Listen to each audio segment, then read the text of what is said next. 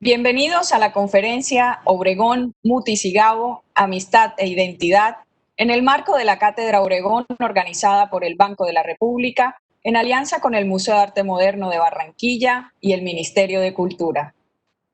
Hoy nos presentará esta extraordinaria disertación Ramón Cote Baraybar, quien es historiador del arte de la Universidad Complutense de Madrid y es escritor. Dentro de sus libros de poesía se encuentran poemas para una fosa común, Botella papel, Colección privada, Los fuegos obligados, Como quien dice adiós a lo perdido y Milagros comunes. Además ha sido ganador de múltiples premios de poesía, dentro de los que se encuentra el de la Casa de América. Adicionalmente ha escrito variados artículos sobre arte y publicado 2 libros en esta área. Goya, El pincel de la sombra en el 2005 y Freda Sargent en 2019 en colaboración con Cecilia Fajardo. Bienvenido, Ramón, es un gusto tenerte con nosotros. Espérate un momentito y te abro micrófono. Listo, ahora sí.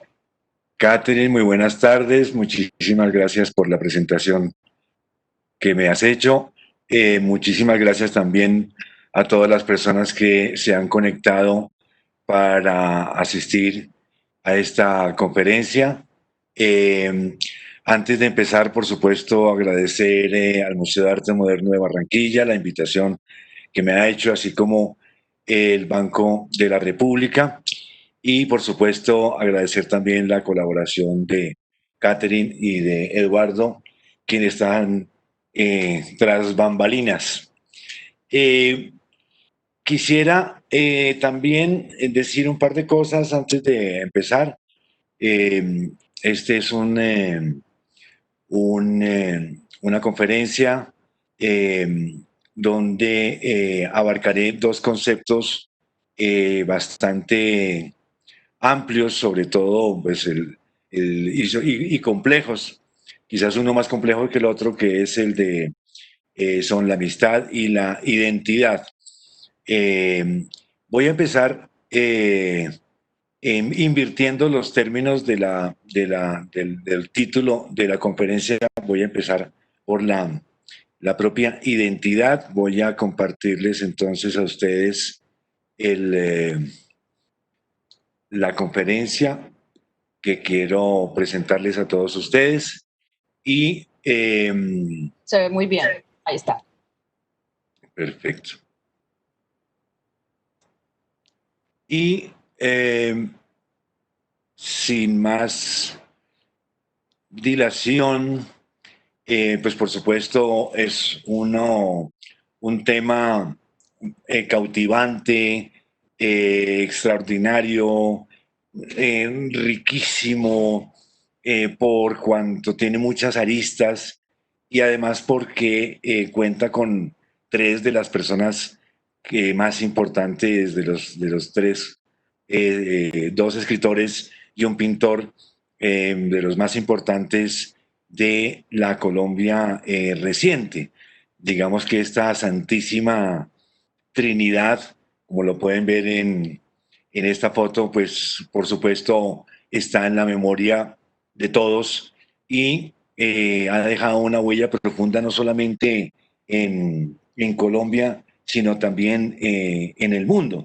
De hecho, no es de extrañar que cuando uno está en Venezuela le hablan a uno de García Márquez como si también fuera venezolano. Uno está en México y le hablan de García Márquez como si fuera mexicano. En Ecuador también hablan con mucho cariño, en Perú, en fin, en muchas partes, también incluso en España, en Argentina, lugares alejados, pero donde su huella, por supuesto, fue profunda y duradera. En el caso, por supuesto, de Álvaro Mutis, también con sus poemas, con su saga de novelas con Magrol el Gaviero y a su vez, pues por supuesto, Alejandro Obregón. El, eh, la charla de hoy, entonces, Obregón Mutis y Gao, Amistad e Identidad, como ya les comenté. Voy a empezar digamos, por el tema un poco más espinoso, por decirlo así, por cuanto que necesita un poco como una explicación que ahora ya la vamos a encontrar en esta presentación que he venido preparando durante el último mes y que de alguna manera nos va a situar. Entonces, antes de empezar, entonces decir que primero voy a hablar de identidad, también del concepto de identidad, a su vez de cómo este concepto de identidad no solamente es gracias a esta santísima trinidad del arte y de la literatura colombiana, sino también corresponde a varias personalidades que formaron parte también pues no solamente como amigos de ellos, sino alrededor de la revista Mito. Me voy a detener bastante. En la revista Mito tengo un material de primera mano donde justamente los tres coinciden, ¿sí? Y me parece que ese es como el primer nudo focal. Y luego, por supuesto, hablar de amistad, que es, digamos, por decirlo así, el tema también más rico en cuanto a documentación, en cuanto a anécdotas, en cuanto a historias. Y la verdad, está lleno de, de de asuntos bastante simpáticos, curiosos, y por otra parte también van apuntalando esa identidad también cómo se une con esa amistad, perdón, cómo se une con la identidad. Y cierro nuevamente, después de la amistad, vuelvo a recobrar la, la identidad para cerrar con la obra también de Alejandro Obregón, de cómo de alguna manera él también, por supuesto, mediante su pintura, nos dio unos rasgos propios, unos rasgos contemporáneos, unos rasgos que nos permiten también identificarnos como colombianos, incluso con lo que decía antes también, como latinoamericanos. Vamos entonces a empezar, si ustedes me lo permiten, eh, diciendo varias cosas. Antes que nada, también decir que estamos en una década centenaria. Es una década en la cual que está empezando, donde celebraremos, por supuesto, estamos celebrando el aniversario, el centenario del nacimiento de Alejandro Obregón, pero a su vez, si se dan cuenta, esta década también celebraremos el centenario del nacimiento de Álvaro Mutis en 1900, que nació en 1923, o sea que en el 2023, en 3 años, estaremos con el centenario de Álvaro Mutis. En el 27 también estaremos también con el centenario de Gabriel García Márquez. Por lo tanto, son estas tres personas, digamos que las escogí, por supuesto, ese es el título también de la conferencia, pero no fueron los únicos artistas que nacieron en esta segunda década y también parte de la tercera década, quienes cambiarían para siempre el arte colombiano, la concepción del arte colombiano, los rasgos de la identidad, como la visualización, por una parte, y la interiorización por medio de obras. El concepto de identidad, como decía al principio, este es un tema, digamos, como más espinoso, por decirlo así, o digamos conceptualmente un poco más complejo. Para ello, entonces, me basaré en la definición, las dos definiciones que nos ofrece la Real Academia de la Lengua de identidad. Identidad la define, en primer lugar, como circunstancia de ser una persona o cosa en concreto y no otra, determinada por un conjunto de rasgos o caracteres que se diferencian de otras, y conjunto de rasgos o características de una persona o cosa que permiten distinguirla de otras en un conjunto. Me parece que esta es como la segunda que nos, esta segunda acepción es muy interesante. Pues bien, les estaba diciendo que por supuesto no son los únicos y quiero compartir con ustedes también algo muy interesante, ¿sí? Porque fíjense que también estamos celebrando el centenario de Enrique Grau, también el de Edgar Negret, ¿sí? El de Ramírez y Villamizar, fíjense, en 1922-2004. Fernando Botero, como dije, no, no es de la década del 20, pero es empezando la del 30. La pintora Lucy Tejada era del 20, Cecilia Porras de 1920, Felisa Burstyn, ¿sí? Ya veremos más adelante también su importancia. En 1933, Beatriz Daza, otra gran artista colombiana del 27, Beatriz González, que está todavía pues, en activo, está viva, Hernando Tejada, hermano de Lucy Tejada, el 24, Carlos Rojas, del 23, Omar Rayo, del 28, Juan Antonio Roda, el artista catalán que llegó a vivir a Colombia desde muy joven de edad llegó a Colombia y se instaló en Bogotá, aunque también tuvo nexos, por supuesto, con la cueva.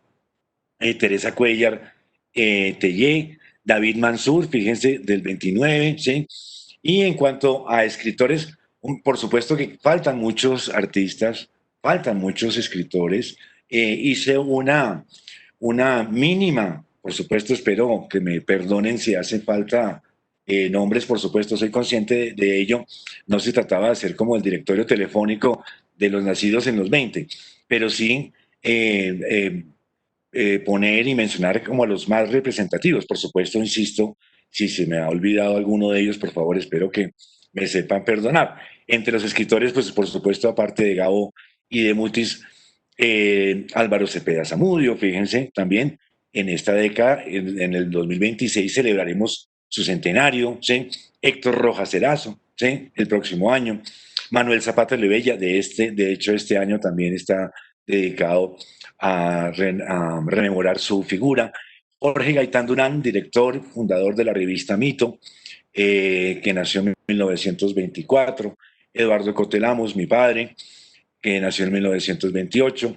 El poeta Fernando Charrilara, también Fernando Arbeláez, que participó en la revista Mito. Pedro Gómez Valderrama, por supuesto, el gran narrador, el autor de La otra raya del tigre, entre otros libros. Elisa Mujica, ¿sí? Meira del Mar, del 22. Elena Araujo, Plinio Puleyo, Eduardo Mendoza Varela, Antonio Montaña, Andrés Holguín, ¿sí? Por supuesto, son muchísimos, pero entonces hemos visto artistas, hemos visto escritores y también me parece que esto es muy importante que lo mencionemos. Los propios también arquitectos y diseñadores. Germán Samper del 24, Rogelio Salmona del 29, Fernando Martínez Sanabria, el Chuli Martínez del 25, Guillermo Bermúdez del 24, Dicken Castro, el gran arquitecto también y gran diseñador gráfico, ¿sí? Del 22, Elías Zapata, Rafael Obregón, pariente de Alejandro Obregón, arquitecto de 1919,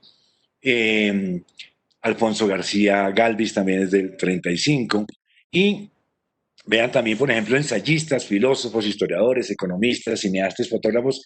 Hice por supuesto, una mínima lista y de nombres que iré también repitiendo a lo largo de esta conferencia. Hernando Valencia Gelkel, por supuesto, quien trabajó muchos años en la revista Mito, desde el minuto cero de la revista Mito, él estuvo presente, fíjense, de 1928, Rafael Gutiérrez Girardot, el filósofo colombiano residenciado después en Alemania, o el primer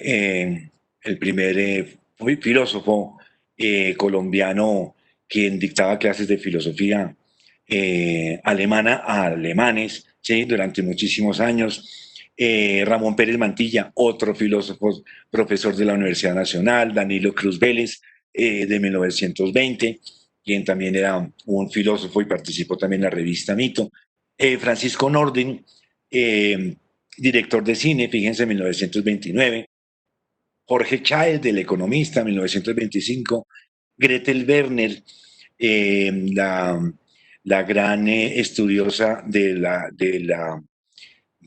literatura griega, también muy importante en la creación del Departamento de Humanidades de la Universidad de los Andes, hablando de la Universidad de los Andes, pero por supuesto el cartagenero Ramón de Subiría, otro, el fundador de la Universidad de los Andes, Mario Lacerna, el gran historiador quien cambió un poco la historiografía en Colombia, la puso al día pues Jaime Jaramillo Uribe, el fotógrafo Leo Matiz, por supuesto también el fotógrafo Hernán Díaz. ¿Y qué quiero decir con todos estos nombres que espero me perdonen esta pequeña guión extensa lista eh, que les acabo de compartir? Porque considero que gracias a ello, y esto es una de las tesis fundamentales de esta presentación, considero que Gabo Mutis y Obregón, unido a todas estas personas que les acabo de comentar, quienes en esta década se celebrará su centenario, fueron los constructores en distintos campos de eh, la identidad moderna colombiana, la identidad contemporánea, constructores de una identidad contemporánea, una que lo hicieron, insisto, desde varios puntos de vista, con distintas herramientas y desde distintos campos. Por lo tanto, no es arbitrario el que haya eh, ha hecho una lista con arquitectos. Justamente ellos también forman parte de nuestra identidad como tal. Y diseñadores entonces gráficos como Jorge Consuegra o Dicken Castro, por supuesto. Son personas que nos dieron un gesto y una imagen visual totalmente contemporánea, con toda esa cantidad de logos maravillosos, de logotipos, de logosímbolos que hicieron ellos. Por lo tanto, arquitectos, escritores, filósofos, artistas, ellos contribuyeron, y sobre todo nacidos en esa época, en esa década de 1920, quienes en activo estuvieron en los años 50, 60 y construyeron la Colombia contemporánea. Esto es una de las tesis que mantengo a lo largo, que le mantendré también a lo largo de esta charla, por cuanto que considero que si miramos hacia atrás, pues por supuesto los edificios de Germán Samper, por supuesto los edificios y las obras maravillosas de Rogelio Salmona. A su vez, entonces, no podríamos ser nada sin los cuadros de Obregón, ¿sí? Y a su vez sin Mutis, y a su vez sin las novelas de García Márquez. Insisto, entonces, esa es la tesis que quiero demostrar hoy en día con ustedes. Y, por supuesto, para hilar cronológicamente, quería empezar entonces con algo muy importante que es la revista Mito, que estuvo en activo desde 1955 hasta 1962, que fue año de la muerte de su fundador, Jorge Gaitán Durán, en un accidente aéreo en Puerto Pitre, donde desafortunadamente murió muy joven, a los 36, 37 años. Y en esa revista, justamente muchas de las personas que acabo de mencionar se encuentran, digamos que por primera vez, ¿sí? Por lo tanto, eso es lo que les decía en la introducción. Ese es nuestro nudo focal, es la revista Mito, en la cual nos vamos centrando, ¿sí? En Mito comenzaron las cosas, es una gran frase y totalmente cierta de Gabriel García Márquez, por cuanto que él publicó ahí también sus cuentos, y ya veremos, no me quiero ir adelantando, pero publicó cosas muy, muy importantes. Fue saludada también por Octavio Paz, como saben ustedes, el Premio Nobel de Literatura mexicano, quien decía que Mito era una de las revistas por las que aún circula un poco de aire fresco y otros saludables venenos, la valerosa y valiosa publicación fundada por el poeta Jorge Gaitán Durán. ¿Sí? Vamos a hacer un pequeño repaso, no solamente, digamos, bibliográfico, sino también gráfico, sobre la aparición de Gabo Mutis y Obregón en la revista Mito, digo como su primer nodo focal. El primero en aparecer fue Álvaro Mutis en el número 2, fíjense, en el número de junio-julio del 55 con la reseña de Hospitales del Ultramar. Es importante decir que Álvaro Mutis fue determinante también para la revista Mito, no solamente por sus colaboraciones, sino porque a su vez Mutis trabajaba en la ESO, en la compañía petrolera, y él era jefe de relaciones públicas. De hecho, mucha publicidad de la revista Mito también era debida a Álvaro Mutis. Por lo tanto, no solamente era un gran poeta, un gran escritor, sino que también era uno, digamos, en palabras de Álvaro Castaño Castillo, fue como el quien se inventó un poco el tema de las relaciones públicas en Colombia, fue Álvaro Mutis con su generosidad desmedida, ¿sí? Con su manera de alentar a los jóvenes y estimular también a su propia creación en, en su propio desarrollo intelectual. En esta primera aparición de la reseña de los hospitales de ultramar, ¿sí? Que luego la llamaría Memorias de los Hospitales de Ultramar, publicada una separata de la revista Mito, como pueden observar en la imagen. Están también las claves de ese mutis que nos va a hacer, digamos, dar una imagen también de esa identidad. ¿A qué me refiero? A que la poesía colombiana también venía de una época, sobre todo en esa época particularmente de los poetas de Piedra y Cielo, ¿sí? Eran unos poetas muy esteticistas, eran unos poetas también muy apegados a la lengua española, donde Eduardo Carranza, Jorge Rojas y varios de los poetas que formaron el grupo Piedra y Cielo, pues por supuesto la perfección formal, la musicalidad, el soneto, ¿sí?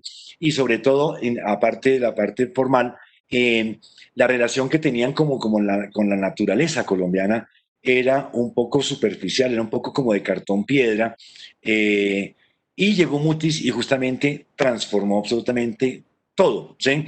Con Memorias de los Hospitales de Ultramar, es algo, la naturaleza colombiana aparece, ¿sí? De una manera vasta, adolorida, a su vez con las grandes devastaciones, con las grandes crecientes de los ríos, pero al mismo tiempo también con la belleza inmensa de sus paisajes, esos contrastes terribles entre, digamos, ese esfuerzo demoledor de las personas y justamente la naturaleza los destruye al día siguiente. Por lo tanto, esa unión de esperanza y desesperanza, de desasosiego infinito, ¿sí?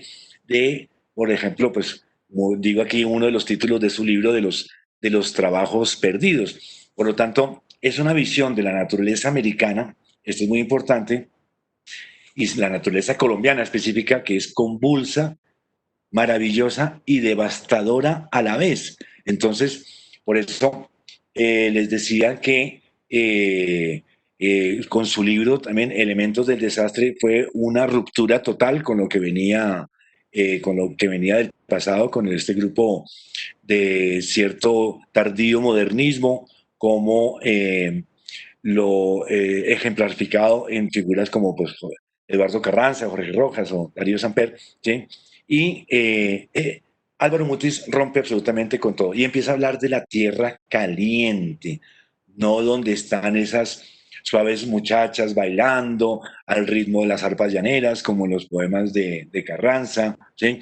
No es donde están los colibríes, donde están las orquídeas creciendo arbitrariamente entre los árboles. No, justamente lo que hace Mutis es aterrizarnos en nuestro propio paisaje y de alguna manera también, insisto, las claves de esta conferencia nos va apuntando también a nuestra propia identidad. De hecho, cuando uno está en tierra caliente, o muchas personas que viven también en tierra caliente se sienten identificados totalmente con la obra de Mutis por su desmesura, por su desolación, pero al mismo tiempo también por su maravilla. Ese contraste que también es muy colombiano entre, entre lo maravilloso y lo trágico, ¿sí? Pues esa es una de las constantes que, por supuesto, hasta nos persigue hasta el día de hoy. Eh, en el, Les quería simplemente para que vieran un poco como esta nueva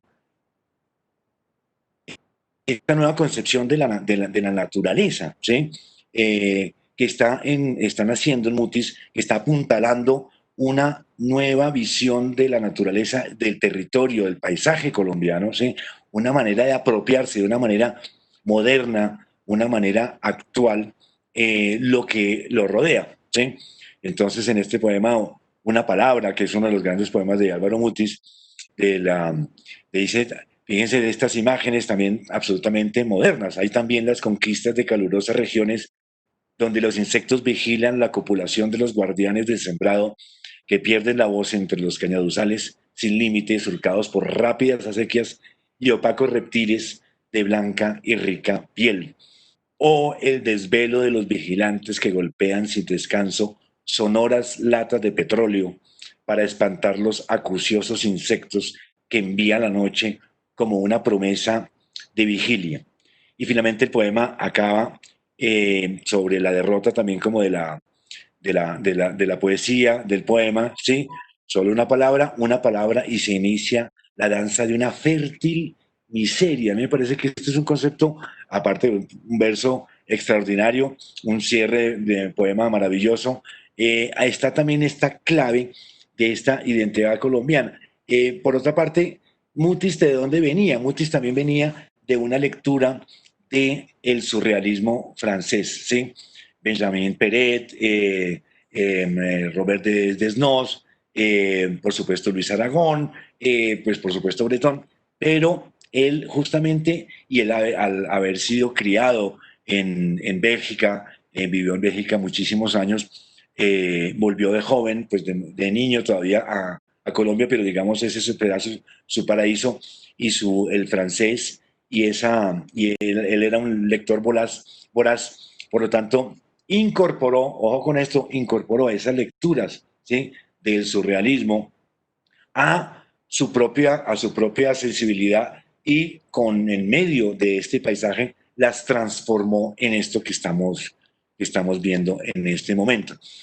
Para seguir, en el número 4 de Mito, de octubre y noviembre del 55, publican en el mismo número el gran poema de Álvaro Mutis, Moirología, y Gabo publica el monólogo de el monólogo de Isabel viendo llover en Macondo. Fíjense que eran muy jóvenes, Mutis tenía 32 años y Gabo tenía 28 años. Ese año parecería su primera novela, La hojarasca.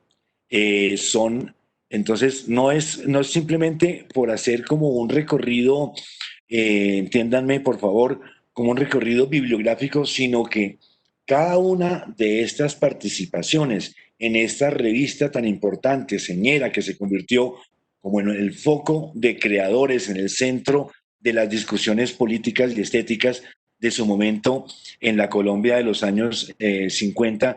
Los textos, por supuesto, que están apareciendo ahí eran totalmente innovadores, ¿sí? No estaban repitiendo, estaban incorporando justamente lo, estaban incorporando voy a quitar este un segundito de acá, estaban incorporando estas referencias ajenas.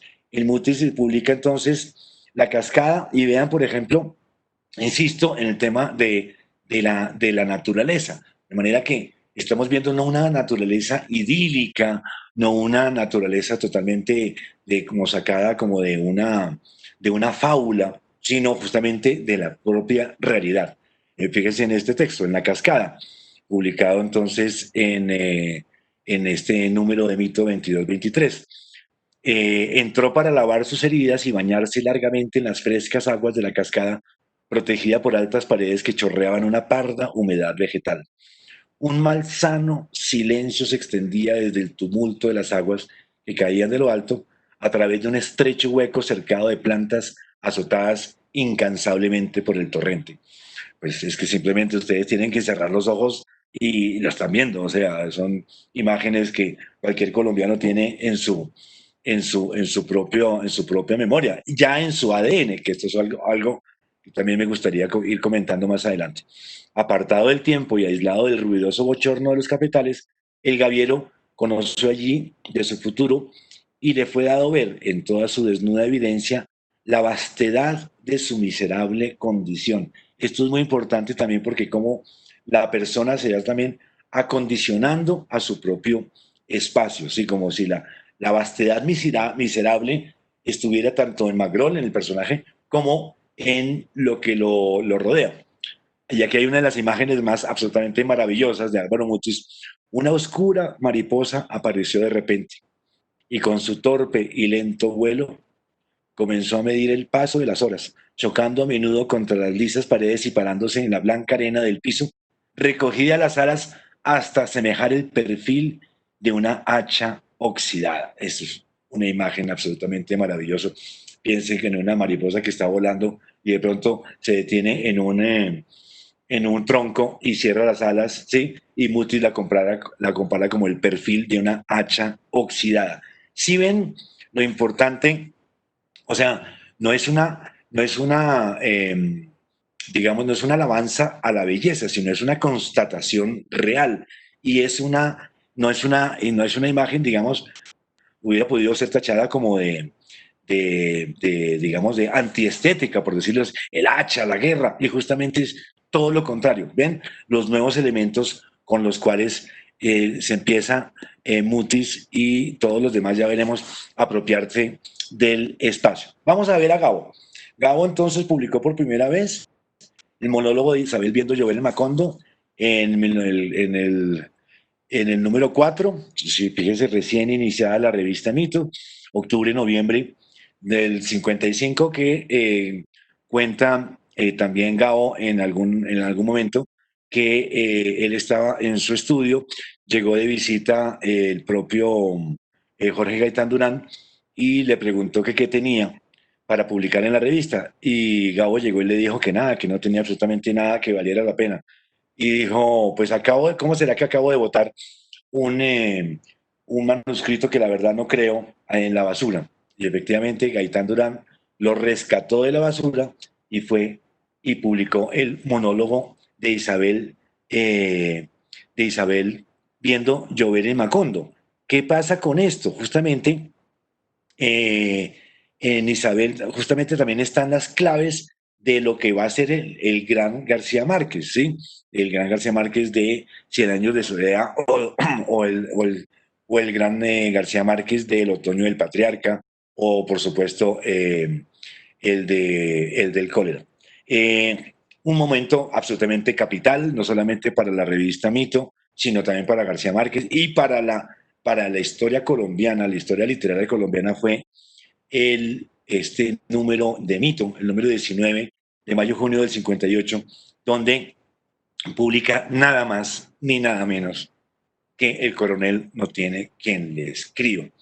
¿Qué está pasando en la novela? Entonces, acuérdense de esta Tierra Caliente de Álvaro Mutis con esa mariposa como hacha, con ese torrente, con esa devastación, con la fértil miseria.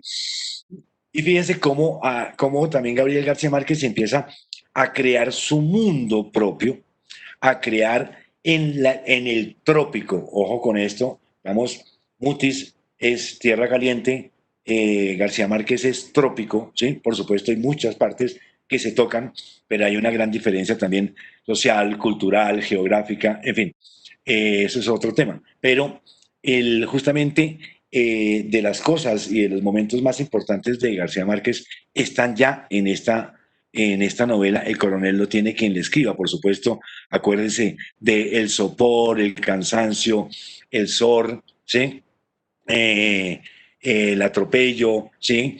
Como también, por ejemplo, me publicaría después en el número 31-32 de 1960, en este pueblo no hay ladrones, ¿sí? Que también es la atmósfera absoluta. Entonces, Piensen que cuando les leí el texto de Mutis, uno cierra los ojos y está en tierra caliente, las imágenes son absolutamente reales, no son embellecedoras. Digamos que hay un realismo detrás de ellas, pero un realismo trágico detrás de ellas, de las de Mutis. Y a su vez también recuerden, por supuesto, en este pueblo no hay ladrones, la atmósfera de este bar donde están las mesas de billar, ¿sí? Esa expectativa, esa especie de tiempo suspendido que logra García Márquez, forma parte no solamente de su obra, sino también de nuestra memoria. A eso quiero decir también para ir alimentando el tema de la identidad, ¿sí? Donde efectivamente estamos en muchas partes, en la costa caribe colombiana, y efectivamente nos sentimos viviendo un cuento de García Márquez, o cuando estamos en Honda, en el Tolima, ¿sí? Cuando estamos por ahí encontramos una carrilera de un tren oxidada y un túnel, de pronto decimos, esto parece un poema de Mutis, ¿sí? Eso forma parte entonces ya de esa visión moderna, curiosamente realista, pero también trágica y poética. Curiosamente, el más poético en esto era más Gabo que el propio Mutis. Empecemos también, ya deben estar ustedes preguntándose que se equivocaron de conferencia, de qué están haciendo aquí, que están solamente hablando de Mutis y de Gabo y no de Obregón. Se les tiene. Aquí está la primera participación de Alejandro Obregón en la revista Mito. Fue en el número 13, abril-mayo del 57, con, como pueden observar en la ilustración, con esta especie como de gatefold, como de cuadro doblado, ¿sí? Y con en esta época, fíjense, en el 57, donde por supuesto todavía estaba, por supuesto, había un realismo, pero expresado también con todas esas claves que Alejandro Obregón iría desarrollando, por supuesto, con esta parte geométrica que fue tan importante para esa época, para el mismo Grau, para el mismo Negret, ¿sí?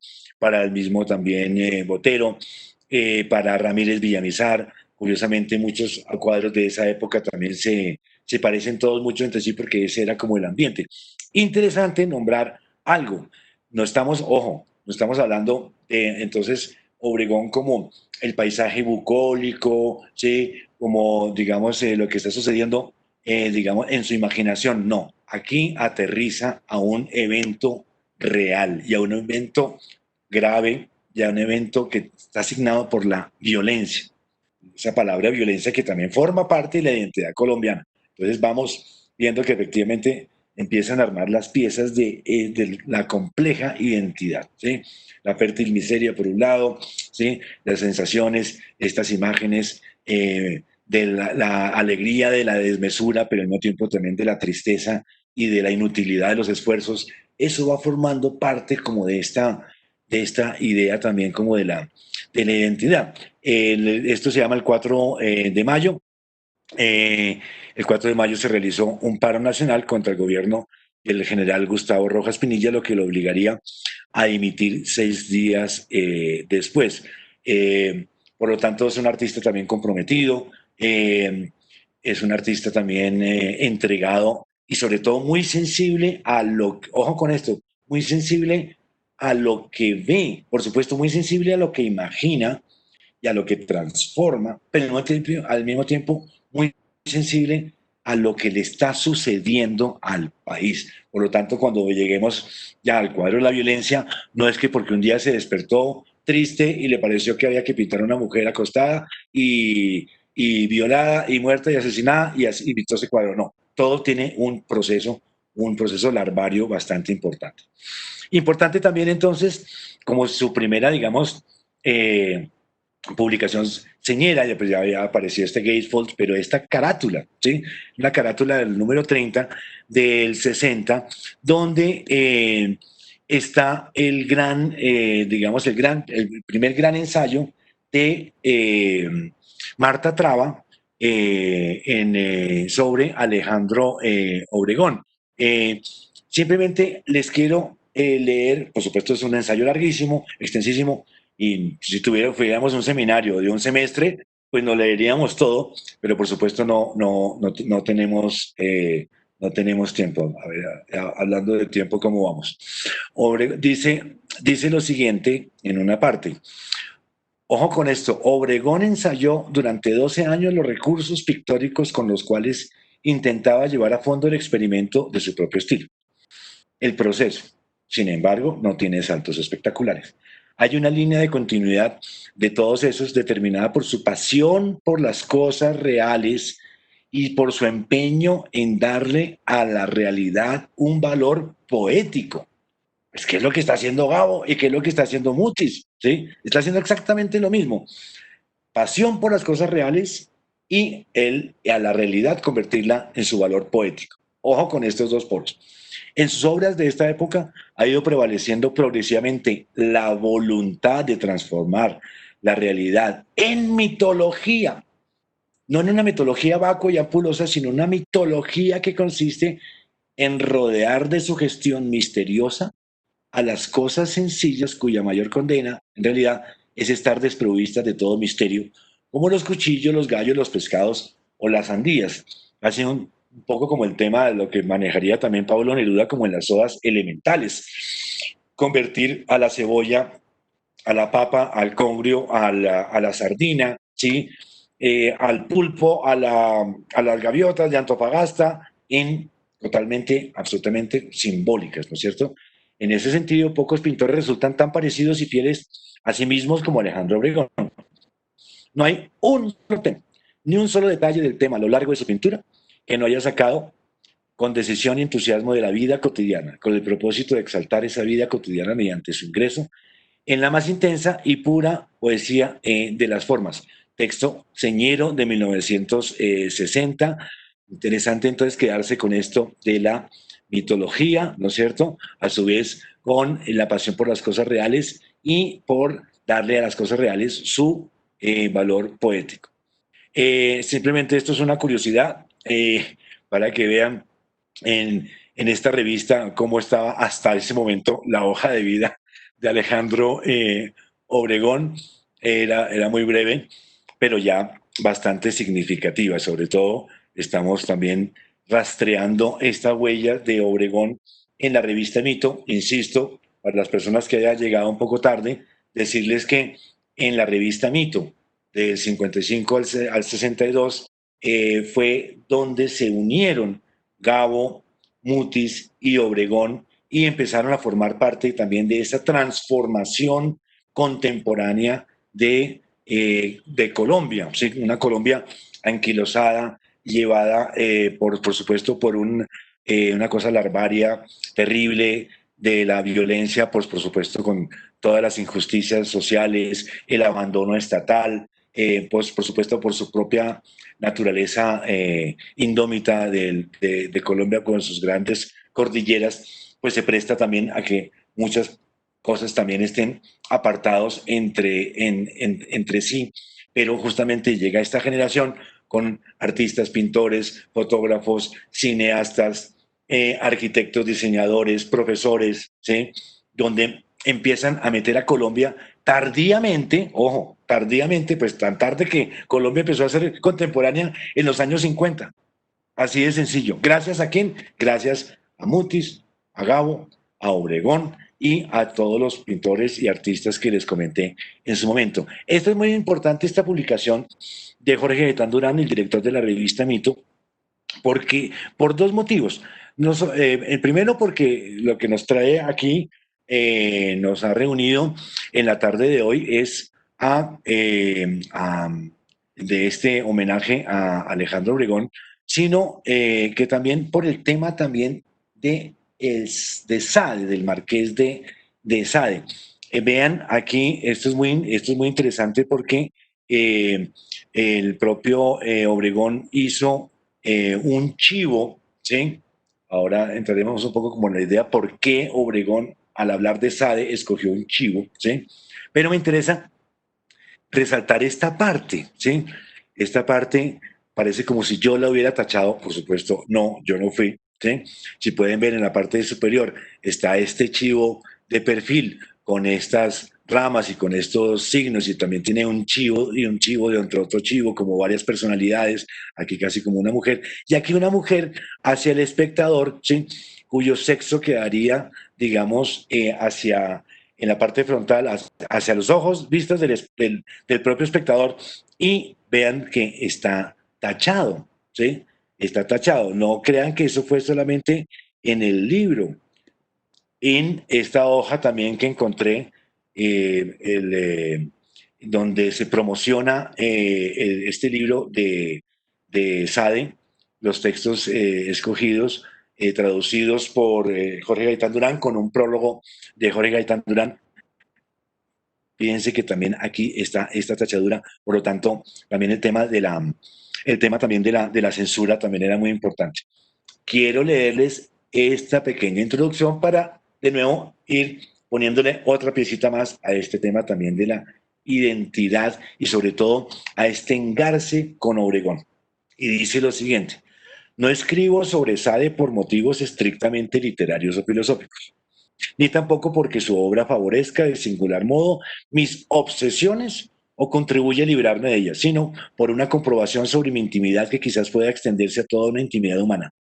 Cada ser siente y vislumbra en ciertos instantes de sigilo trémulo que el erotismo introduce en la vida un elemento de placer y de fiesta, pero también de desorden y destrucción.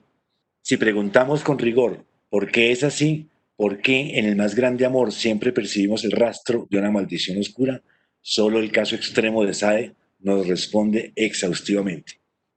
Por favor, damas y caballeros, estamos casi entrando en el territorio, en la poética de Obregón, ¿sí? Fíjense, la sexualidad, la fiesta, la celebración, ¿sí? Pero al mismo tiempo el desorden, al mismo tiempo el de la destrucción, que nos hablaba también Álvaro Mutis, el placer y la destrucción, el desorden y la destrucción, que nos habla también García Márquez. García Márquez de esa expectativa, porque era el maestro de la expectativa. Me parece que es justamente, uno empieza, antes de llegar a estas escenas de García Márquez, como que uno empieza a respirar y a sentir absolutamente todo el espacio antes de que sucedan las cosas. Pues bien, este entonces es algo tan importante como que engarza este personaje, el filósofo francés Sade, perseguido, acusado de haber realizado una cantidad de horrores sexuales durante toda su vida, pero al mismo tiempo un gran pensador y una persona que reflexionó acerca de el acto sexual, ¿sí?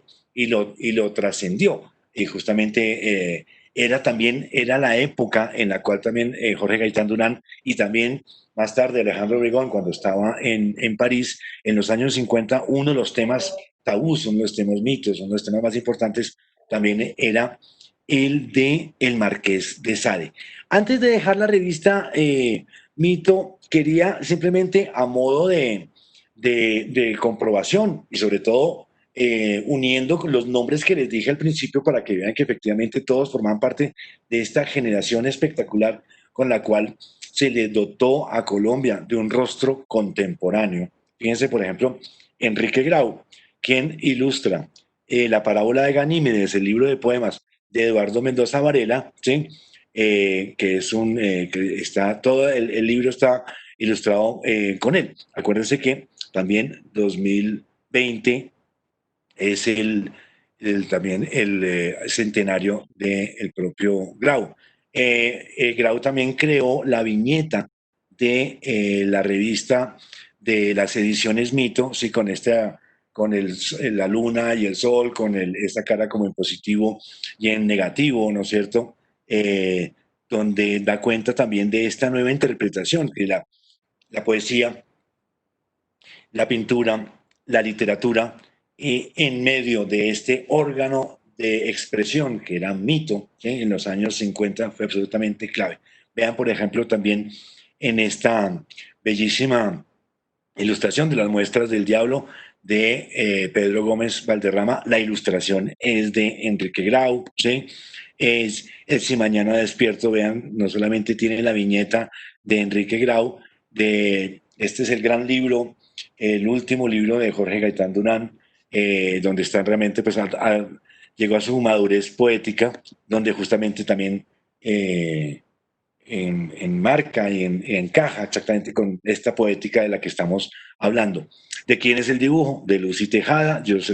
La primera lista que les dije. Estamos viendo también aquí de Lucy Tejada, Pesadumbre de la Belleza, otro libro de Ediciones Mito. Ediciones Mito entonces publicó algo así como una colección como de 15, 20 libros de ensayos, de narrativa, de poesía, ¿sí? De política también. Y vean esta belleza también, esta hermosura de Grau con la tortuga de Andrés Holguín, el símbolo del filósofo, para que vean entonces cómo esta empresa cultural también se convirtió en una empresa también colectiva. Vean esta belleza, esto es un dato que muy pocas personas conocen. Ustedes serán los primeros en conocerlas, aquí se los dedico con mucho cariño. Esta ilustración es nada más ni nada menos que de Felisa Burstyn. Felisa Burstyn también participó en la revista Mito. Tengan en cuenta que también tuvo una relación bastante estrecha con su fundador, Jorge Gaitán Durán. Importante también que fuera un poeta, Jaime García Terrés, un poeta mexicano, ¿sí? Traductor extraordinario del griego y del latín, y que también fue director de la Gaceta, trabajó en el Fondo de Cultura Económica muchos años, y la Gaceta del Fondo de Cultura, que fue una revista también señera, fue dirigida por Jaime García Terrés durante muchos años. Vean esta también belleza de Roda, ¿sí? Juan Antonio Roda, para el libro Literatura y Sociedad. Entonces, vean cómo efectivamente estamos viendo un rostro, es un rostro más contemporáneo, ¿sí? Es un rostro también es una gente que también se siente como que forma parte de un grupo. Esto también es muy importante y quiero leerles, tranquilo que no me voy a demorar mucho, sobre este número de la revista Mito, el número 20 de julio-agosto del 58, donde la carátula es de Ramírez Villamizar. Fíjense lo que estábamos también hablando antes también fíjense del blanco y el negro, del contraste entre, digamos, el positivo y el negativo. Esto era algo muy de época, que era, si uno va a México, al Museo de Arte Moderno también de México, se van a contar en los años 50 algo muy parecido. Mérida, Carlos Mérida, por ejemplo, tiene obras muy parecidas, ¿sí? Era el aire de época. La revista abre con un texto de Marta Traba. Simplemente les quiero leer este pedacito que está extractado. Tras destacar la excepción que Mito ha hecho de este número al consagrarle su carátula una composición de Eduardo Ramírez Villamizar, y el hecho de que el pintor haya hecho esta obra especialmente para Mito, quisiera recordar en estas breves líneas que celebran su actual exposición retrospectiva las razones que lo han puesto firmemente en la primera fila de la pintura colombiana. ¿Estamos? Pintura colombiana, ojo, y en el año 58. Ojo, tal vez la más notable de estas razones sea la de haber llegado a la abstracción después de un proceso propio y no, como pasa en la mayoría de los casos, atraído por la novedad de una estética imaginativa y libre. Una obra de arte solo puede ser auténtica cuando tiene un autor que la ha elaborado paso a paso de acuerdo con una necesidad creadora, que no se vierte espontáneamente, sino que sufre sin cesar las revisiones de un juicio y una autocrítica rigurosos. Estas condiciones indispensables aparecen con meridiana claridad en la obra de Eduardo Ramírez Villamizar. ¿De qué nos está hablando Marta Traba? No está hablando solamente de Ramírez Villamizar, está hablando de Mutis, ¿sí? Para llegar Mutis a donde llegó, tuvo que haber viajado, leído, incorporado.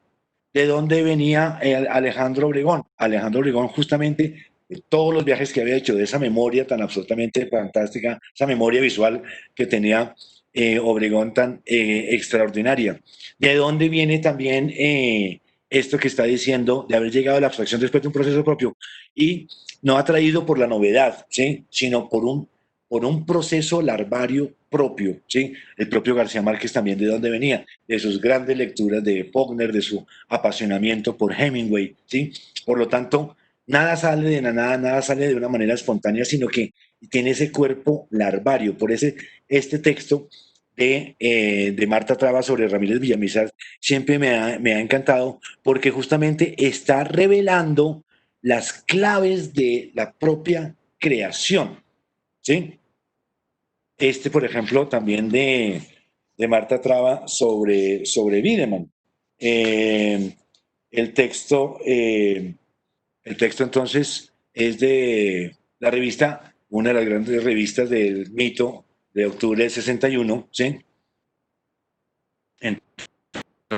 Entonces, también les traje este fragmento. La incorporación de Wiedemann a la pintura colombiana representa un factor de estabilidad y específicamente de seriedad en un medio de generales improvisaciones que caracterizan la actividad artística de los latinoamericanos. Justamente estaba llamando la atención de que esto no era lo que ellos querían. La improvisación, crear simplemente por moda, porque simplemente porque hoy amanecí contento, entonces voy a pintar una flor y porque mañana estoy triste a pintar una calavera. No, por favor. A ver, esto es algo absolutamente serio, el proceso creativo y tan profundo hecho por Gabo, por Mutis, por Obregón, por Ramírez Villamizar, por Vivian, ¿sí? Por Lucy Tejada, por Grau, en fin, absolutamente todo es un proceso que justamente va en contra de la improvisación. No es necesario insistir en la indisciplina latinoamericana, ya es proverbial y se deriva hacia resultados rápidos y fraudulentos. Cuando el artista carece de capacidad creadora, y hace estallidos ágiles, ingeniosos, brillantes cuando se trata de un pintor de talento. Es difícil que un artista entienda su profesión como una actividad que obligatoriamente se somete a métodos y a un desarrollo normal que no puede ni evitarse ni apresurarse. Contra esta anarquía, el trabajo realizado por Wiedemann a lo largo de 20 años marca una pauta cuya importancia debe relevarse y subrayarse. Es, de nuevo, está haciendo la radiografía de lo que pensaban en ese momento todos los que estaban alrededor de la revista Mito y de los que nos dieron este rostro contemporáneo a los colombianos. Siguiendo, Guayasamín hace el dibujo del libro de la vida cotidiana de Eduardo Cotelamos, que es de 1959, la edición es Mito, y antes de abandonar la revista Mito, un pequeño como pausa divertida, hablaba de la publicidad de Mutis, que Mutis conseguía, pero también estaba, fíjense, Costeña, ¿no? Costeña, y todos, por supuesto, ustedes deben saber quién, el director creativo de Costeña, de Águila, era Álvaro Cepeda Zamudio, ¿sí? Por lo tanto, entonces simplemente se los traje a modo de divertimento. Era simplemente un pequeño recreillo para que nos diéramos cuenta de la gracia de no se acalore, ¿se acuerdan? No se acalore, tome costeña, sí, que eso es una gran eslogan de Álvaro Cepeda Zamudio, entre otros. Hablando de Cepeda Zamudio, por supuesto, un libro que todos ustedes conocerán, Los Cuentos de Juana, editado en el 72 en Barranquilla, y con las ilustraciones absolutamente extraordinarias de su gran amigo Alejandro Obregón, con este alfabeto. A mí me parece muy interesante el tema del alfabeto en este punto de la charla, porque justamente estamos llegando a un nuevo alfabeto en Colombia, ¿sí? Un alfabeto donde la A significa otra cosa, donde la B es distinta, donde la C eh, nos lleva a otros lugares, donde estamos viendo una Colombia con ojos totalmente nuevos, ¿sí? Es una transformación que también ha ocurrido en Colombia, ¿sí? Y con una gran transformación, pues también una gran transformación gráfica, visual, literaria. Simplemente les traje algunas de estas, pues es un libro extraordinario, este doble página, pues por supuesto es absolutamente pues de ponerse a llorar, ¿sí? Es de cogerlo a besos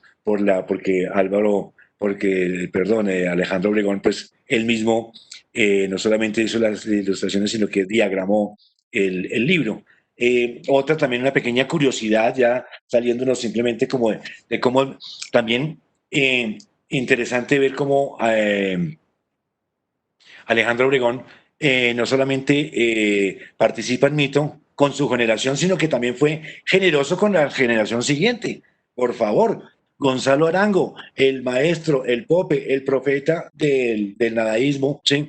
Con el poeta J. Mario, hace esta carátula de este libro que, curiosamente, en la parte posterior está una foto de Hernán Díaz absolutamente extraordinaria. ¿Ven? Hernán Díaz, ¿sí? O sea, todos los nombres que les estoy diciendo son personas que están cimentando la visión contemporánea y una identidad eh, visual constructiva, ¿sí? Si miramos a nuestras ciudades, vemos ese uso del ladrillo, pues por supuesto ese uso del ladrillo no salió de la nada, sino todo ese trabajo que hizo Rogelio Salmona, que hizo Germán Samper, que hizo Dicken Castro, que hicieron una cantidad de arquitectos en los años 50, ¿sí? Donde efectivamente desarrollaron un lenguaje. Por eso les digo que el alfabeto este de Obregón es el que nos sirve porque estamos manejando un nuevo lenguaje. Bueno, pues también Cecilia Porras ilustra la hojarasca, ¿sí? Y este también es una pequeña cortesía de la casa para que vean el machismo de cómo, como que esta viñeta, esta invitación de la cueva en Barranquilla, que tiene esta viñeta de Alejandro Obregón, ¿sí? Por eso porque se las traje, y con esta frase que por supuesto hoy en día no causa ninguna gracia a nadie. Señora, si no quiere perder a su marido, no lo deje ir a la cueva centro de intelectuales y cazadores. Ya hablaremos después también de los cazadores. Vamos a la amistad, ¿sí? Ya deben estar aburridos. Justamente un poco lo planeado, una hora con identidad, ahora otra hora con amistad. No me tardaré tampoco, tranquilos, no me gastaré la hora completa en amistad, pero es que la verdad es muy rica, tiene una cantidad de elementos extraordinarios que quisiera compartir con ustedes y sobre todo como que son muchos datos que muchos también conocen. Por lo tanto, también quise empezar por lo desconocido, que era la parte de identidad. Yo creo que no se había hecho o no se ha hecho, digamos, un estudio en profundidad en la revista Mito de la parte gráfica. Y si se ha hecho, pues desafortunadamente la desconozco, pero quería que, digamos, esa parte desconocida, y para muchos, sí, porque esta parte ya es más conocida, pues por el carácter, digamos, de popular y por el mismo voz a voz y por esta mitología urbana de los grandes maestros, pues como son Gabo, Mutis y Obregón. Vamos entonces por partes, si me lo permiten. Entonces, pequeño capítulo de Gabo sobre Mutis. Se conocieron en el 49 por intermedio de Gonzalo Mayarino en Cartagena, a donde había ido Gonzalo Mayarino. Sí, porque Gonzalo Mayarino no conocía el mar. Y esto fue en una noche de tragos y Álvaro le dijo, ¿y cómo así que no conoces el mar? Pues mañana mismo nos vamos a conocer el mar. Y eh, efectivamente se fueron todavía con un guayao atroz a coger el primer avión. Acuérdense, en ese momento Álvaro Mutis era amo y señor absolutamente de todo. Los aviones se detenían en pleno vuelo para que él se subiera o se bajara.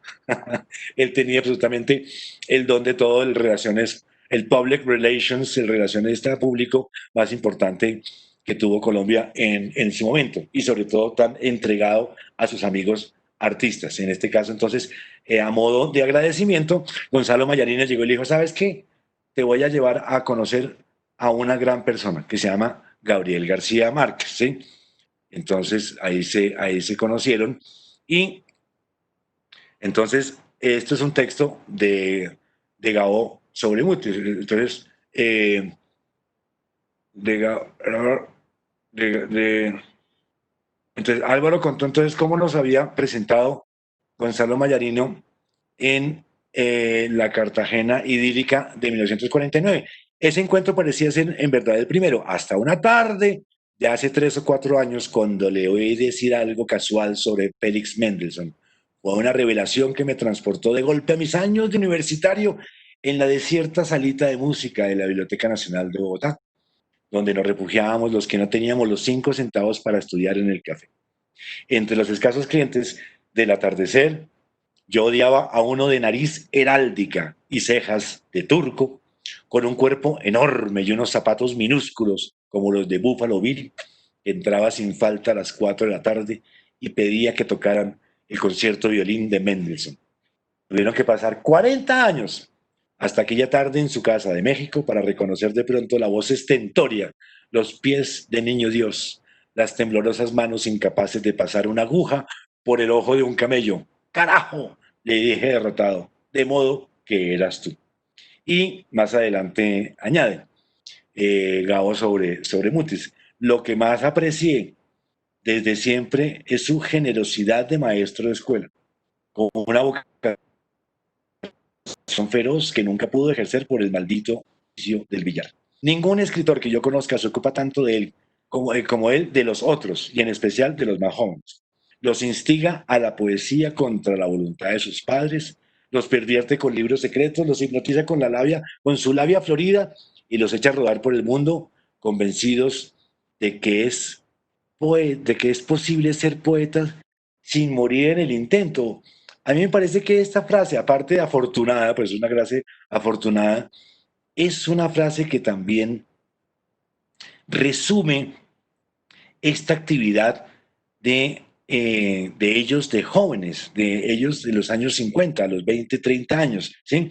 Donde justamente se están formando las grandes vocaciones, donde ya empiezan a dar resultados sus primeros libros, sus primeros poemas, sus primeros cuadros, sus primeras canciones, sus primeras obras de teatro, sus primeros grabados, dibujos, sus primeros edificios, casas, apartamentos, ¿sí? Esa época donde justamente se es poeta sin morir en el intento, había que lanzarse a lo que fuera. Me parece que esta aventura es muy importante. Por supuesto, como ustedes recordarán, Gabo le dedica a Mutis el general en su laberinto, como pueden ver en la dedicatoria para Álvaro Mutis, que me regaló la idea de escribir este libro. Efectivamente, Álvaro Mutis venía escribiendo desde hacía tiempo una novela que nunca la desarrolló del todo, que se llamaba El último rostro. El último rostro, además el último rostro es una belleza porque tiene un epígrafe absolutamente extraordinario. Dice, el último rostro es el rostro con el que te recibe la muerte. Eso es el epígrafe que tiene Álvaro Mutis a El último rostro, que justamente simplemente quedó como en un cuento largo con el general Napielski.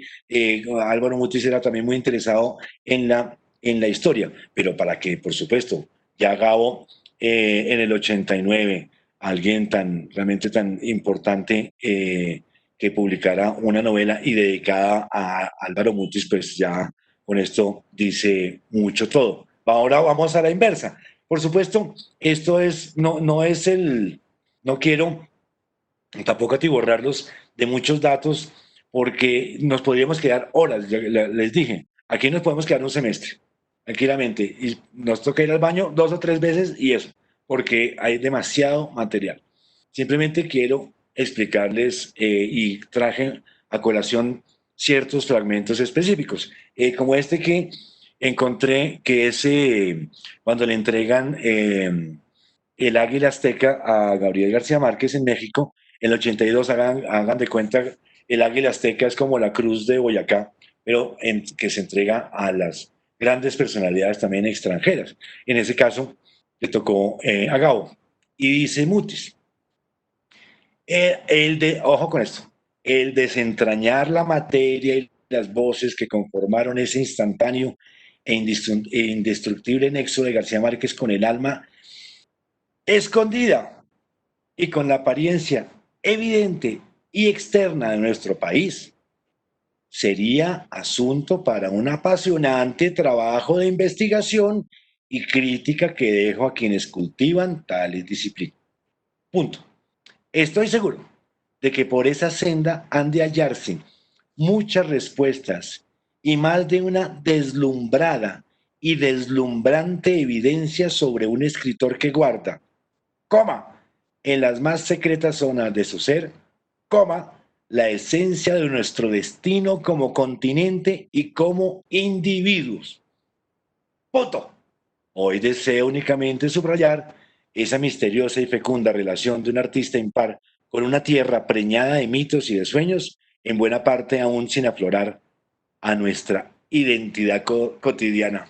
Por favor, damas y caballeros del jurado, esto es exactamente lo que encierra todo el concepto de identidad. ¿Sí? Fíjense exactamente la deslumbrante evidencia de un escritor que guarda en las más secretas las esencias de nuestro destino como continente y como individuos. Para una persona de los años 30, un colombiano de los años 30, sentirse colombiana, ¿qué era decir colombiano? Que había que formar, contar, decir. Justamente 40 años más tarde ya tenía referencias, ya tenía libros, ya tenía imágenes visuales, ya tenía absolutamente de todo. Por supuesto, indudablemente, por favor, no se me diga que estoy siendo totalmente negacionista, con una violencia, con un problema gravísimo de una desigualdad social enorme, ¿sí? Y que esa también ha sido una de las constantes que han formado parte también de esa identidad. Por lo tanto, hoy deseo únicamente subrayar esa misteriosa y fecunda relación de un artista impar con una tierra preñada de mitos y de sueños, en buena parte aún sin aflorar a nuestra identidad cotidiana. Justamente eso es lo que hace, eso es lo que hace el propio García Márquez. También convierte lo cotidiano, por favor, y todos lo sabemos, cómo convierte lo cotidiano en extraordinario, llegando pues a esa frase de Alejo Carpentier que es lo real maravilloso. Vamos entonces a esta parte también que es muy sabrosa. Gabo sobre Obregón. Es una auténtica delicia. Ustedes hubieran querido que empezara por aquí, se hubieran aburrido cuando dejara esto, entonces pues dejo el plato, ¿cómo se dice? Dejo el postre para el final, o sea que este es el postre. Existen tres textos que Gabo le dedicará a Alejandro Obregón. Veamos el primero, Un payaso pintado detrás de una puerta, que es un artículo que Gabo publicó en el periódico El País, en estos artículos semanales que escribía, que se publicaban en El País de España y simultáneamente también se publicaban en El Espectador en Bogotá. Y Gabo dice así, que es absolutamente hermoso. Alejandro Obregón, a quien yo había conocido antes en Barranquilla, en el burdel poblado de tortugas y alcaravanes de Pilar Ternera, iba por esos días a Bogotá. Una tarde me dijo que iría a dormir a mi cuarto y como el timbre estaba descompuesto, le dije que me despertara con una piedrecita en el vidrio de la ventana. Obregón tiró un ladrillo que encontró en una construcción vecina y yo desperté cubierto con una granizada de vidrio. Fíjense cómo es de hermoso Gabo, ¿no? Como una granizada de vidrio. Además, como es de sonoro, ¿no? Uno siente granizada de vidrio. Pero él entró sin ningún comentario, me ayudó a sacar un colchón que guardaba debajo de mi cama para los peregrinos trasnochados y se tendió a dormir en el suelo sin más cobijas que la bufanda de seda italiana que llevaba en el cuello y con los brazos cruzados sobre el pecho como las estatuas yacentes de las viejas catedrales. Se despertó muy temprano y con sus intensos ojos de agua fijos en el cielo raso dijo, Eritreno, ¿qué significa Eritreno? No sé, le dije, pero algún día encontraré dónde ponerla. Necesité más de 20 años para encontrar un sitio donde colgar esa palabra enigmática en una de mis novelas más recientes, casi tanto como el tiempo, como el que necesitaron los cuadros del Museo de Arte Moderno de Cartagena para encontrar un muro donde quedar colgados para siempre. Ahora lo tienen, sin embargo, aún sigue faltando un cuadro, un payaso pintado detrás de la puerta, ¿no? Pues por supuesto no puedo reproducir todo el artículo porque también nos, nos demoraríamos demasiado. Segundo texto, por supuesto, el clásico, ya habrán visto en toda esta cátedra, Obregón, habrán revisado bastantes veces este texto. Perdónenme que lo repita, pero es que la verdad es absolutamente inigualable. Un segundo texto dedicado a Obregón, Obregón a la vocación desaforada, también publicado en el País en el octubre del 82, a propósito de una exposición que tenía Alejandro en Miami. Extracto lo siguiente. Dice Gabo, así pinta en efecto, como pescando ahogados en la oscuridad. Su pintura con horizontes de trueno salen chorreando minotauros de Lidia, cóndores patrióticos, chivos arrechos, barracudas berracas. En medio de la fauna tormentosa de su mitología personal, anda una mujer coronada de guirnaldas florentinas, la misma de siempre y de nunca, que merodea por sus cuadros con las claves cambiadas, pues en realidad es la criatura imposible por la que este romántico de cemento armado se quisiera morir. Porque él, lo que es como lo somos todos los románticos y como hay que hacerlo, sin ningún pudor. Me interesa, pues, por supuesto, los párrafos de García Márquez son, por supuesto, para arrodillarse, para echarles agua bendita, pues son absolutamente redondos, son una belleza. Pescados ahogados en la oscuridad, horizontes chorreando minotauros, ¿sí? Pero ojo, en medio de esa fauna tormentosa de su mitología personal, acuérdense lo que había dicho Marta Traba, ¿no es cierto? De la propia mitología. Y justamente eso es lo que está creando ellos, están creando una propia mitología, cada uno con sus obras, ¿sí? César Negret, Edgar Negret, por supuesto, también está creando su propia mitología de formas. Ramírez Villamizar, Carlos Rojas, Grau, Botero, en Roda, en Lucy Tejada, por favor, justamente nos están entregando su propia mitología, que esa propia mitología va a acabar siendo y formar parte de la mitología nacional, ¿sí? El Chivos Arrechos, aquí van a entender entonces también es el Chivos Arrechos, el chivo por ser esa fuerza desmedida, animal, grosera, turbia, ¿no es cierto? Totalmente desmesurada, desmedida, que el propio Alejandro Obregón escogió como ilustrar el libro de Jorge Gaitán Durán. Sigamos. En este mismo texto, Obregón es la vocación desaforada, ¿sí? Dice lo siguiente. La primera vez que vi a esa mujer fue el mismo día en que conocí a Obregón, hace ahora 32 años, en su taller de la calle de San Blas, en Barranquilla. Eran dos aposentos grandes y escuetos por cuyas ventanas despernancadas, los calificativos de Gabo, subía el fragor babilónico de la ciudad, en un rincón distinto.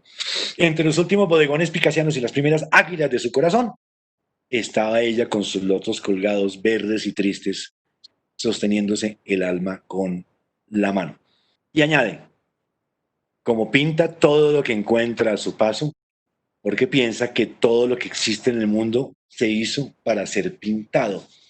Esto también es una clave, no solamente de la obra obregoniana, sino de la obra de García Márquez, de la obra del propio Mutis, ¿sí? Era un sentimiento absolutamente contemporáneo, real, moderno, ¿sí? Las escuelas, digamos, la estética, solamente tenía como compartimentos estancos, ciertos sitios donde solamente se podía o pintar o qué era lo bello o qué era lo feo o qué era lo atractivo o qué era lo desagradable. Justamente ellos ampliaron ese marco de referencias, ¿sí? Donde convirtieron entonces algo cotidiano en algo maravilloso. Por ejemplo, vuelvo al ejemplo de los ladrillos, ¿sí? Para nosotros ahora y para muchos colombianos, el ladrillo, por supuesto, es un paisaje de todos los días. Por favor, hace 60 años, 80 años no era así. Antes, justamente el ladrillo era como un elemento como de los pobres, que se utilizaba también al interior como de las casas, ¿sí? Y justamente lo que hizo Salmona, lo que hicieron todos ellos fue darle la vuelta al ladrillo y sacarlo de las fachadas, ¿sí? Sacarlo de la fachada. ¿Qué es esto? El mundo se hizo para ser pintado. Todo lo que existe en el mundo se hizo para ser pintado. Exactamente, vamos a darle la vuelta a las cosas. ¿Sí entienden por dónde voy? La manera en el cual se desarrollan con sus propios medios, otros elementos. ¿Cómo estamos de tiempo? Espero que no se me estén durmiendo, por favor, porque faltan un par de cosas. 5:30, nos queda media horita más, un poquito menos. Y dice lo siguiente con sus frases magistrales, totalmente contundentes, del propio Gabo. Todo lo hace así como pinta, porque no sabe hacer nada de otro modo. No es que solo viva para pintar, no, es que solo vive cuando pinta. Siempre descalzo con una camiseta de algodón que en otro tiempo debió servirle para limpiar pinceles y unos pantalones recortados por el mismo con un cuchillo de carnicero y con un rigor de albañil que ya hubiera querido Dios para sus curas. Eh, el, este también es un texto más largo, pero simplemente es algo también importante porque también este cuadro forma parte, digamos, de esto que estoy hablando, de ese imaginario, ¿sí? Hay algunos pueden decir, no es identidad, sino imaginario. Bueno, podemos llegar a un acuerdo, ¿sí? Veamos, por ejemplo, este texto absolutamente extraordinario. Es una belleza. Se llama Historia secreta de un gran cuadro, de García Márquez, publicado como prólogo del el libro de Obregón, publicado en Madrid en el Lerner en el 92, donde habla de la imagen que ustedes están viendo en la parte inferior derecha, que es el autorretrato de Obregón como Blas de Lezo, que por supuesto ustedes recordarán que se pintó muchas veces como este soldado español que salvó a Cartagena y no solamente a Cartagena, a América y América Latina, que no habláramos inglés. Así de sencillo. Eso es otra historia. Sucedió la noche de Año Nuevo de 1979 en Cartagena de Indias, cuando dos mujeres muy cercanas a Obregón, en medio de, de la fiesta familiar, se pasaron de tono en una disputa sobre cuál de las dos era la dueña del autorretrato todavía oloroso a trementina. Oigan las frases de Gabo, oloroso a trementina. Sentí que el cuadro se estaba volviendo más importante que yo, me dijo Obregón, de modo que resolví matarlo. Sacó un revólver Smith Wesson, negro, 38 largo, cañón largo con cachas de madera y disparó contra el lienzo la carga completa de balas y blindadas. El primer tiro dio en el centro del ojo único. El segundo y el tercero disparados con el pulso firme y una puntería escalofriante de cazador maestro. Acuérdense la frase de la cueva que decía que solamente era también para artistas e intelectuales y cazadores. Vean aquí, y una puntería escalofriante de cazador maestro entraron por el mismo agujero. La fiesta familiar de Año Nuevo acabó, es que tengo una imagen acá, acabó por supuesto, pero de la disputa se acabó también para siempre. Nadie se atrevió a hablar de más del cuadro de Dante Obregón, aunque en ningún otro se habló tanto a sus espaldas, eh, y Gabo añade. Entonces, ¿por qué se los traigo a colación? Porque justamente también esto forma parte también de ese imaginario y sintetiza también mucho de la propia poética obregoniana. Gabo añade, el estudio de Obregón parece más bien un desguazadero de barcos, hay cuadros sin terminar en los caballetes y muchos otros sobre temas múltiples y en toda clase de técnicas ya terminados y puestos en desorden contra las paredes. Al fondo, en un depósito prohibido, están los cuadros condenados. Allí estaba el autorretrato a la manera de don Blas de Lezo. Obregón lo sacó cubierto de telaraña y de polvo y el mismo empolvado hasta las cejas. Primero lo sacudió con un plumero y luego lavó el óleo con agua y detergente, con la misma consideración con que hubiera almohazado un caballo en la dehesa, pero cuidando siempre de que yo no lo viera.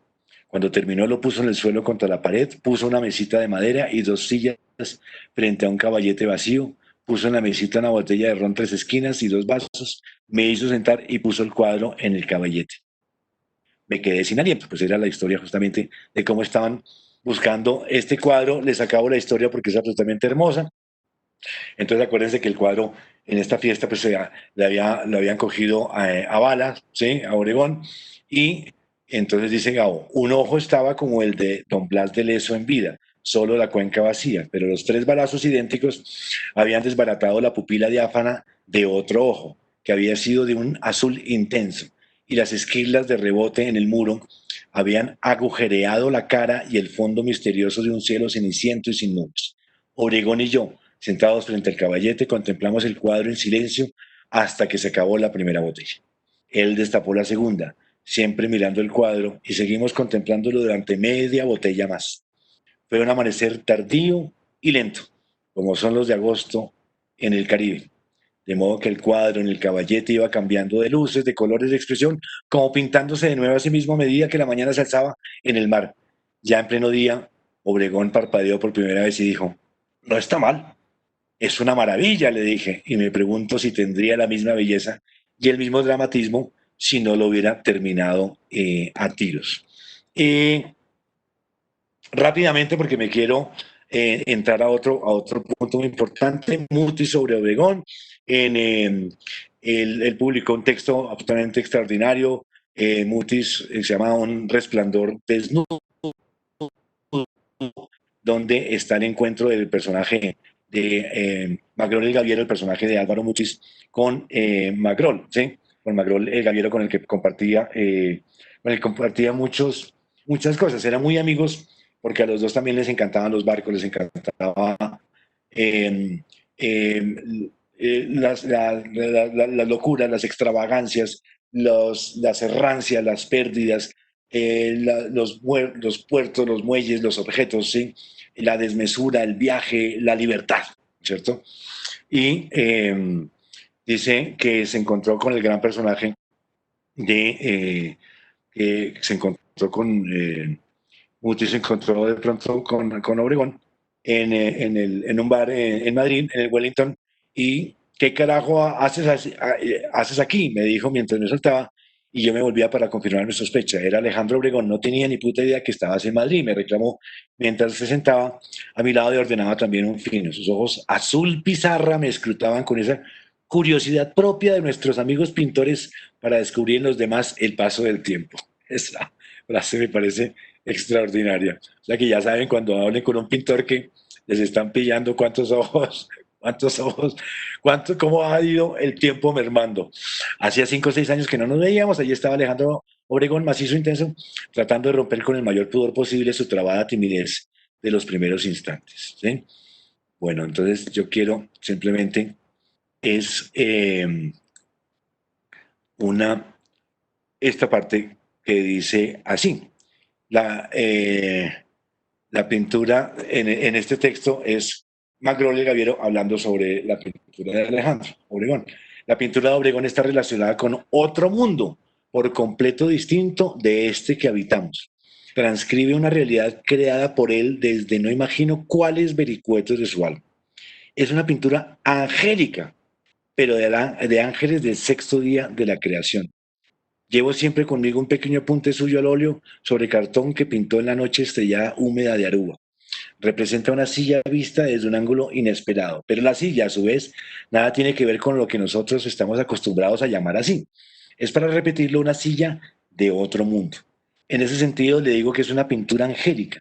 Los cuadros que hizo en Kuala Lumpur, que después naufragaron todos en el Golfo de Adén, en un carguero que se fue a pique al chocar con una mina escapada de alguna base naval, me dejaron alucinado por mucho tiempo. Es más, aún sueño a menudo con ellos. Tenía todos los elementos de este ámbito entre tropical y exquisito, entre barroco y decadente, que hace del paisaje de Kuala Lumpur un sitio irrepetible. Pero al mismo tiempo, ningún trazo en los cuadros copiaba la realidad circundante. Obregón simplemente había registrado en su memoria ciertas esencias, colores y volúmenes y los transpuso a ese mundo suyo, particular y único, donde comenzaron a vivir una nueva existencia. ¿Sí? Entonces Calitán se extasiaba mirándolo y comentaba, creo que reza. Bueno, eh, ta, ta, ta. A esto, como estamos de tiempo, alcanzamos a leer esto corriendo. Esto es una confesión sobre su pintura. ¿Sí? Entonces es como si fuera Obregón el que le estuviera hablando a Magrol el Gaviero. Y dice, mire Gaviero, la vaina de la pintura es muy sencilla, pero muy complicada también. Se reduce a esto. Hay que andar siempre con la verdad. Así como en la vida, en el cuadro solo cabe la verdad. Ahí el cuadro se juega la carta de la inmortalidad. Mentir es falsificar la vida, es decir, morirse. ¿Está claro? Bueno, ahora viene el problema de los colores. Hay que estar a toda hora seguro de que uno, el pintor, es quien los maneja, quien los ordena, quien los crea, pues para no ir más lejos, ¿sí? Pero ellos también hacen la fiesta por su cuenta. Cuando se juntan y se convierten en un nuevo color, es una gozadera que nadie puede imaginarse. Pero siempre, no se lo olvide, siempre mandando uno con el pincel o la espátula en la mano, sin temblar, sin titubear, con la seguridad de ser dueño y señor de ese reino. El arco iris hay que mandarlo al carajo.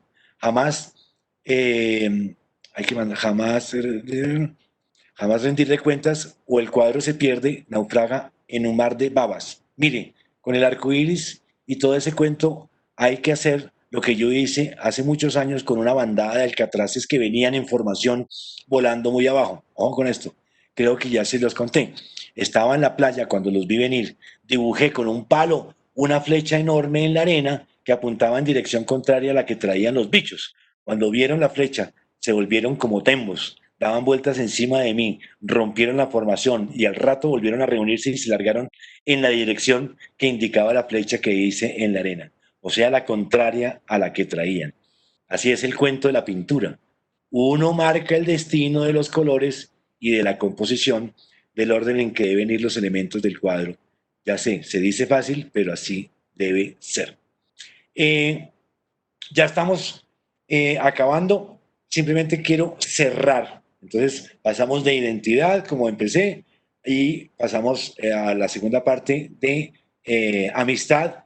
Y quiero en este momento cerrar entonces con algo muy particular, que es también ese sentido identitario de Alejandro Obregón. Entonces simplemente resumiendo, la obra de García Márquez le dio carta a la naturaleza, a la desmesura, a la invención, a la oralidad, a la real maravilloso, a la desproporción entre lo vivido, ¿sí?, y lo narrado como una herramienta de la creación. El Caribe y el trópico por extensión, Colombia, encontró una manera de decirse y de reconocerse, de ver en sus miserias y también su grandeza, en la capacidad también de fabular y de inventar. Nos dio García Márquez unos rasgos reconocibles, ¿sí? Y el propio territorio no fue un telón de fondo, sino un elemento más de su propia narración como un elemento esencial de su constitución. ¿Qué hizo Álvaro Mutis? ¿Sí?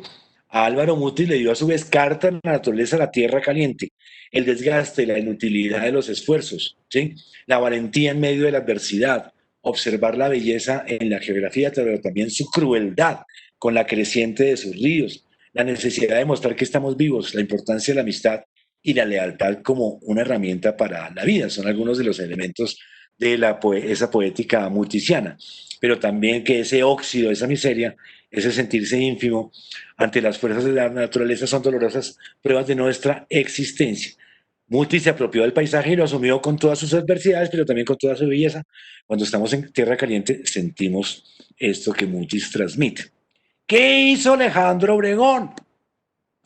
Alejandro Obregón dotó al país de dos símbolos antagónicos, pero complementarios. Uno, las águilas patrióticas, como las llamaba Gabo, sus cóndores de perfil, que de alguna manera hablan de libertad, de orgullo, de algo indómito, de fuerza, de energía, de territorialidad, ¿sí? Estamos hablando como de un elemento vertical, algo que está en el aire, que está por encima de todo, que está vigilante, ¿sí? Estamos hablando de lo que logró Gabo, de lo que logró Mutis, vamos a ver lo que logró también Alejandro Obregón. ¿Y cuál fue el segundo elemento también que le dio como esta categoría también identitaria a Colombia? La violencia, ¿sí? Entonces, por un lado tenemos a estas águilas maravillosas, a estos cóndores extraordinarios, ¿sí? Y el segundo punto sería la violencia. No es un elemento externo pasajero en su obra. Acuérdense de esa participación en la revista Mito tan tan cercana, ¿no? O sea, perdón, tan lejana en el tiempo. Siempre estuvo presente como denuncia de las atrocidades, como manera de hacer visible la injusticia encarnada en un joven estudiante que tenía toda la vida por delante. Por supuesto, esto, las personas que hayan asistido a las distintas charlas de la cátedra Obregón se habrán encontrado, por supuesto, con el velorio o el estudiante muerto del propio Alejandro Obregón. Ojo con esto, de la verticalidad de los cóndores llegamos como a la horizontalidad de la muerte, ¿sí? De la vigilancia, de estar arriba, llegamos a la tierra, a la constatación. De manera que si el águila es heroica, la violencia es trágica, ¿sí? Si ven exactamente los polos opuestos cómo se contraponen. La violencia entonces como algo terrenal, y no solo terrenal, sino como que también tiene que ver con la propia naturaleza, las montañas, ¿sí? Fíjense cómo este cuerpo de mujer no es la silueta de una mujer acostada, maltratada, pues humillada, violada, asesinada, ¿sí? Sino que es también la tierra, se encarna como si fuera la propia cordillera de los Andes, el cuerpo de la mujer se funde como con las colinas, con la tierra, y dejan de ser colinas para convertirse en la tierra y a su vez en la tierra asesinada en Colombia, ¿sí? Por lo tanto, y ahora que estamos con este tema tan triste, nuevamente, de las masacres. Esto me parece, es simplemente, es digamos, unos análisis como también iconográficos. El dolor no solamente está en el rostro, ¿sí? Sino también en el cuerpo. Y se acentúa al ver ese abdomen hinchado como si estuviera esperando a su hija. Me parece que Alejandro habrá tenido en cuenta también, por supuesto, a un pintor que amaba, ¿sí? Que era, por supuesto, era Piero de la Francesca, y estos ángeles que, por supuesto, él también los va a, los va a repetir bueno, en esta tumba que está cerca de Barranquilla, ¿sí? También otro elemento iconográfico, me parece, para la concepción de la violencia de Obregón, pues por supuesto la muerte de la Virgen de Caravaggio, por favor, ¿sí? Pintada en 1606, que está en el Louvre, por supuesto, fíjense exactamente de nuevo la horizontalidad, el cuerpo hinchado. De hecho, cuando Caravaggio pintó este cuadro, eh, la gente lo cogió piedra, ¿sí? Los curas inmediatamente le dijeron que tenían que quitarlo porque era una falta de respeto con un ser divino. Y justamente lo que estaba haciendo Caravaggio era invertir esa ecuación, era convertir a lo humano en divino. Bueno, eso es otro tema que hablaríamos en nuestras clases, cuando hablemos de nuestras clases del barroco. Pero en fin, y para ir concluyendo, la violencia, entonces, así como los cóndores son este símbolo, sí, de la permanencia, de la heráldica, de la vigilancia, de la fortaleza, del control, ¿no es cierto? Sí, de la seguridad, justamente la violencia es todo lo contrario. ¿Y qué es la violencia? La violencia es nuestro Guernica, ¿sí? Es exactamente el Guernica colombiano, es la violencia de Obregón. Por supuesto que aparte de las diferencias estilísticas, hay una que convierte la violencia de Obregón en más trágica, si cabe, que el propio Guernica de Picasso. Mientras que el cuadro de Picasso denuncia la masacre cometida por los nazis, ¿sí? En el pueblo de Guernica, que no tenía absolutamente nada que ver y donde estaban ensayando unos aviones a ver si funcionaban las bombas y se llevaron y mataron una cantidad de gente, ¿sí? Justamente en la violencia no es de un país a otro, sino es del país con el país. Esta me parece que es la gran diferencia y que justamente hace también tan terrorífico el cuadro de Obregón. Pues nada, para terminar, simplemente ir cerrando. Gabo, Mutis y Obregón interpretaron al país con ideas y medios contemporáneos. Lo dotaron de un lenguaje visual, acuérdense del alfabeto de Obregón, donde todos nos reconocemos, un sustento, un arsenal de imágenes, de libros, de ideas. Introdujeron a Colombia, curiosamente en 1950, al siglo XX. ¿Sí? Miraron hacia afuera para poder mirar hacia adentro y transformar el exterior. y su amistad no hacía más que corroborar sus mismos intereses, su pasión y amor, dolor y horror por Colombia. Y quisiera terminar, si ustedes me lo permiten, con un poema de Alejandro Obregón. No estoy equivocado. Poema de Alejandro Obregón, así como están viendo y oyendo. Esta aparece en el panorama de la nueva poesía colombiana, en la última página, a todas estas. A todas estas, en la última página aparece el poema de Alejandro Obregón, que es una recopilación hecha por Fernando Arbeláez, que es el panorama de la nueva poesía colombiana. En fin, dice lo siguiente: el pez volador, y ahora entenderé por qué se los leo, fraguó en basalto una pequeña ola y dio sentido a la corriente para desviar los alcatraces, hizo después los signos en la playa. Ah, ¿se la pillan? Acarició la noche en los pantanos con las raíces húmedas del mangle. Es la naturaleza, el paisaje, el entorno, la magia, la transformación. Cinceló el lomo antiguo de los montes en las escamas del lebranche y una muela de toyo le sirvió para armar la cordillera. ¿Sí? El toyo es el tiburón pequeñito. ¿Sí? Añorando el vaivén de la resaca, en el soroche del Abisinio talló canteras imposibles, galeras, Aconcagua, Chimborazo. Descendió al fin, tajó la sierra y una roca gris se diluyó en el agua. Bueno, espero que les haya gustado, que haya sido de su agrado, que les haya puesto a pensar y pues muchísimas gracias por su asistencia. Catherine, cuéntame. Pues hay mucho que contar. Estamos en el chat, están asombrados de la pasión además con la que nos has ilustrado y nos has llevado en un viaje en el tiempo, y da como hasta un poco de envidia, ¿no? De no haber vivido eso en persona, ¿no? Pero para eso están personas tan ilustradas como tú que nos han de verdad mostrado esta otra óptica de la amistad, de la intelectualidad, del arte, de ese otro paisaje que se construyó y que nos sirve para recrear ese, ese maravilloso mundo que construyeron este trío, ¿no? Te agradecemos muchísimo, Ramón. Estamos muy contentos. Afortunadamente, esta conferencia está grabada y va a ser publicada próximamente en nuestro canal de YouTube. Saludamos a las casi 70 personas que se conectaron en Webex y en Facebook Live y los invitamos a que nos sigan en nuestras redes sociales como Banrep Cultural. No hay preguntas, por supuesto, porque fue una conferencia muy bien detallada. Hay solo felicitaciones y buenos comentarios. Eh, y bueno, y por último, invitarlos a que nos acompañen el próximo jueves con la conferencia que estará a cargo de Eduardo Serrano.